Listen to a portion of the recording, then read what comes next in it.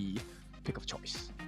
Yeah, I did want to say Garo, but also importantly to get rid of those shields on the side of Team Solid. But here we go. So it is going to be the Hugh Huan in the jungle after getting that high note picked in and locked into the mid lane. It kind of made sense towards the end of it there, but I'm really liking this Liempo pick, like you said, Ken. Yep. You know, getting rid of the control is going to be really vital, and he's going to be able to turn the fight for the side of Team Solid, right? So at this point, lane phase is pretty important, and Zoxy, of course, is going to have a much better time against Lumash. All he has to do is to make sure he doesn't stay within range of the Flowing Side and the Ocean of Tears, and he's golden. Yeah, those Fate Scepters are definitely going to be deadly here with the pokes. Just being able to steal the enemy's jungle camp, but Zoxy has to be careful here. He's taken too much damage, I think, especially for myself. I'd be like, oh, you know what, I think I may need a little bit of healing here. Maybe pop my heal spell just to give me a little bit more sustenance going into this next wave of minions. But Lumash is actually holding off this mid lane pretty well. Yeah, not bad. And at this point, let's take a look at Leviathan's farm lane. Interesting how they're kind of struggling to deal with Saga at this point. Well, he's very mobile, right? He's very agile on his feet. He's able to get out of there if he really needs to. And you can kind of see how he's pedaling that movement button. He's kind of trying to get Garo to guess, am I going to go in? Here comes the Whirlwinds, just able to lay that damage down. Whirlwinding onto Zhongfei, but then also being able to land the fire swords onto the Garo, just dealing so much damage as well, which is a really good trick when you're playing Lung. Yeah, and for the first time, right, there's not too much action happening in the Clash lane as well. Looks like both of them, they want to play it safe, right? Conservative, don't give away the first blood. We've already seen so many games where the Clash lane is the start of the downfall for the opponent team. Yeah, I mean, Maxi's looking pretty low there as well, so he's definitely got to make sure he doesn't step out of bounds, or he will get caught up by VR and Non-Cessan as well. But again, he's still there. He's still playing pretty much close to the teeth there. He's definitely trying to get some engagement. Here we go. Byron and Lady Chen going in onto the Orgrim, getting first blood for Leviathan. Yeah, full return on investment there. The flash into the destructive deluge, really making it hurt for the side of VR. And now this is going to be a good start, right? We just talked about the Clash lane being clean, and we have first blood already. Yeah, I mean, we may as well go with the flowing pattern, right, which is happening, which is the Clash lane, just get first blood. So I think it was a safe bet, kid, to say, you know what, first blood, Clash lane. Yeah, at this point, they're still trying to, you know, achieve an advantage in the farm lane for sure. So Saga will work on the Firehawk here. Gets the kill, so he does hit level 5. Yes, level 5. It could be quite deadly here as well. We're looking at the itemization, and in terms of gold difference between the lane is not much at all. We see that the armor-piercing item comes through for both Byron and Lung here, so could potentially be seeing that Axe of Torment come through for Byron, which makes a lot of sense as first item. It's a lot of damage as well. Huan trading some blows here with the Dune, so Andy needs to be careful. Yes, he can soak some damage, but he needs those items first. Yeah, so far, based on that first blood, it does give them a slight advantage, and this advantage seemingly cancelled out because VR is actually leading in EXP against Maxi. Yes, so far he is. VR actually doing very well in that Clash lane. I mean, you're Orkan, right? The wave clear is going to be pretty sweet for you, but Maxi and Andy have to be very careful here. That damage soaking comes through. There's the Conductor of Souls as well, but it is not going to do much here other than take them back to the T1. Yeah, so far pretty even. Still, we are just trading by about 500, 600 gold, so we can kind of call it even at this point. Now, first neutral objective of the game, probably going to go into the hands of nobody because they want to reset it. Yeah, they probably need to establish a little bit more map control first. Yeah, no, the minion waves were coming through. It just wasn't right time, right place. I think it probably would have been a disaster for the side of Team Solid for them to just allow those side lanes to be taken up. As we can see here, Garo is already making some good starts onto that T1, but they gotta be careful. Hino and wrap Liam around. coming through here. Double man knock up. There we go. Once more, keeping them all in line. Here comes the damage through for a Saga, but it's not gonna be enough. Okay, we do get Zhongfei taking out the Hino though, so not quite going the way we thought it was for Team Solid. Still in the engage, a lot of damage coming onto No Season from the Garo. Gotta be careful. Zhongfei is looking pretty low, retreating to the T1. It seems like that's their go-to. Yeah, this is a very dangerous gameplay coming in from Leviathan, right? They underestimated the damage coming in from that unbridled outburst, and it costed them. Now it's 2 kills going in for Leviathan. Yeah, 2 kills up and just about 2k gold difference as well, which is a shaky place to be in when you get into that 6-minute mark almost right now. We still have the neutral objective, that is the Overlord, that is up. And looking at itemization, none of the jungle's items have been equipped up till the tier 3, so no Giant's Grip just yet. But we've seen some of those Magic Pen items come through onto the side of Team Solid here to try and counter the Dune and the Zhongfei. Sitting in the bush here was Dune, looking to try and catch out Fusion. It's not actually a very good time for the side of Team Solid to fight, right? The Mask of Agony already online for the Lady Jen, so Rumesh will be able to deal some pain. Yeah, a bit of pain, bit of trading here, as usual. It's a bit of tit for tat for these both teams. There's the Unbridled Outrage come through from the Zhongfei. We have Lung floating up in the air, like waiting to see where he can land, but a lot of damage coming from the Lady Shen, but it is going to be takedown for Dashro as well. Crucial crowd control coming over for Hugh Huan on the side of Team Solid, having to retreat into their jungle and T1s. Destro was a little bit too overzealous there, stood right in the middle and within range of every single person on the side of Team Solid. So pretty much got punished for over-aggression.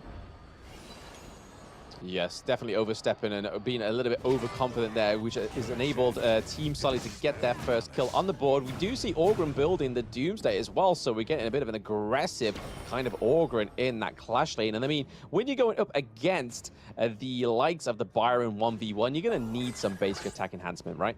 Yeah, for sure. And VR, I think he's playing a very doing a very good job, right? Leading the lane against his counterpart. It's not the best case scenario for Maxi because now he's going to be stuck in the lane and the rotations will be quite obvious for the side of Team Solid here. Yeah, with the T1 takedown, you're not going to see Garo pay much too much attention now. He's probably going to look for this second side lane at T1 up into the clash lane. As we can already see, that Garo, Zhongfei are all up here. They could potentially go for this second neutral objective for themselves. But right now, they're not needing the Vanguards, right? They're taking these T1s with pride. Yeah, it's all about the map control. Here we go. Okay, so we do see a bit of an engage here. I don't know if it's the right time to engage. We can't see what's going on in the mid side of the map. Garo looking pretty low, having to be forced out of there. Lung is up in the air once more. Orgrim into the back there, trying to do some damage onto Dune. But we see that Byron is looking for that teleport down to the bot lane to stop those minions being pushed. So again, a lot of non-committing from these teams. Yeah, but it's lovely, right? Because if you see Leviathan the way they're playing, they're really essentially controlling how the pace of the game is going to be like. And at this point, Team Solid is reacting rather than setting the pace. Yeah, I mean, the reaction is definitely on point, right? I mean, they're still being able to maintain that 2k gold difference, which is better than let it slip further and further and further. But they've got to keep an eye on these side lanes because you can kind of see from what Team Solid have been doing over the past minute or so. One tower dive at that T1 under the farm lane turret. But here we go. Speaking of Zhongfei, we are currently spectating Billy. We're in the mid lane. We still have one of the neutral objectives up and waiting to be taken down. But will one of these teams go for it? We're yet to see. Garo looking for that Crimson Golem, it seems. Yeah, I don't think they'll be too interested, right? Because we're hitting that 10-minute mark. The Shadow versions will be coming out. You don't want to be in a debuff situation. Yeah, no, you don't want to get caught with your debuff down when it comes for these Shadow Overlords. But just paying a little bit of attention to that T1 up into the clash lane, I feel like it needs a little bit of love because all it takes is just a little nudge from one of the sides of Team Solid, and then that, I believe we could see that T1 fall in the clash lane. Yeah, PR not looking good. Yeah, no, he uses the Conductor of Souls to try and force them out of there. He's going back for a retreat here. As you can see, Liam Poe and Hugh1 looking for the rotate down as well. We see the Untargetable come through for Lamesh, which was very well timed for Leviathan, because if he didn't have the Untargetable, I think that engage would have just pursued there, and we probably would have seen a kill onto Lamesh, but a very well placed Untargetable really just kept them away there. But we can see the Orgren is just trying to push these side lanes as well, trying to get those macro plays, just trying to put a bit more pressure into these side lanes. Speaking of pressure, Liam Poe with a dash in, dash out, trying to just bait the side of Leviathan. Yeah, that was a nice poke play, right? They didn't actually want to fight. They just wanted attention so that the wave would be crashing in on the top lane. Now they have the attention of everyone in the Tyrant's pit. Attention everyone but the Lung, right? Because Lung was having to go back up there because Garo was able to just whittle that T2 turret down pretty low here, but Orgren being quite ballsy with the Liam Poe as well. We could still see a steal here. Who's it going to go over to? It does go over to the side of Leviathan. Double kill over to Destro. That is a triple kill coming through for the LATAM South team right now. Quadra kill, are we gonna get a penta here, kid? It's not looking like it. Lung is on the run. He does not want to be a victim of the penta.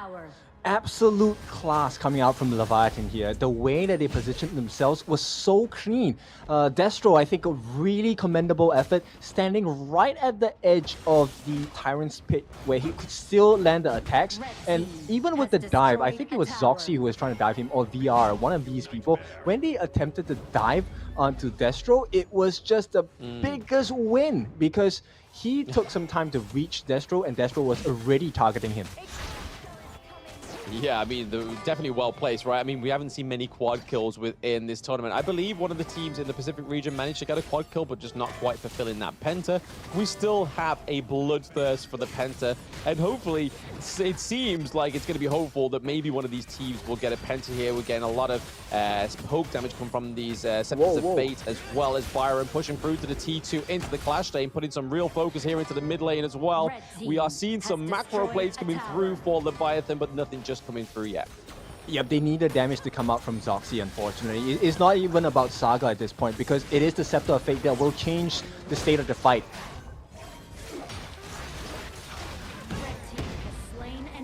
Okay, the Zhongfei manages to get the crucial crowd control as well as the Doom pickup, but that's another kill over to Destro. Destro is just being placed ever so gracefully within these team fights, just always teetering on the edge of danger, but just well enough to get those arrows in and do the damage, just like we've seen here onto No Season and onto the high ground turrets in the mid and the clash lane. This is looking like a showstopper here for Team Solid. They have gone down two of the higher ground turrets, but it looks like the Fate Recall is able to just restore that higher ground, but it still does mean that those super minions are coming through. Yeah, it's a tough one, kind of fathom, right, for the side of Team Solid, because nobody's able to control Destro at this point, and it's very apparent why. They have so many front-facing tanks in the form of Zhangfei, Billy, Andy, as well as Magzi. They're doing so much work for the team. Nobody's allowed to touch the backlines. Yeah, nobody puts Baby in the corner, and currently Baby is Destro right now. He is pretty much sat safe. Look at him, almost 10k gold to Lung's 7.7. That is a huge difference, but that's what happens when you get a quadra kill, surely. All that gold goes over to you, all those beautiful resources as well. Yep, there's no way to stop it. They will get that Shadow Overlord. And at this point, Team Solid, right, they're running on borrowed time, because 43.5 thousand gold, that's a 8,000 gold advantage going into the hands of Leviathan. Which is huge, right? At any point in the game is huge. But look at that 14-minute mark. Look at all that damage onto the Lung coming through, and he's not able to touch Destro right now. Saga's just kind of just being hit from left, right, center. He's like, oh, what's going on right now? And same thing for this high ground turret. Thanks to the Vanguard coming through, we're still just seeing those arrows fly. And because of that Azure Golem as well, the mana on the Garo is not going to be an issue here. We try and see an attempt onto Garo into the back line, but it was a big flash to keep her alive. Double kill goes over to Lamesh as well, but it is going to be a team wipe here as they take game one from Team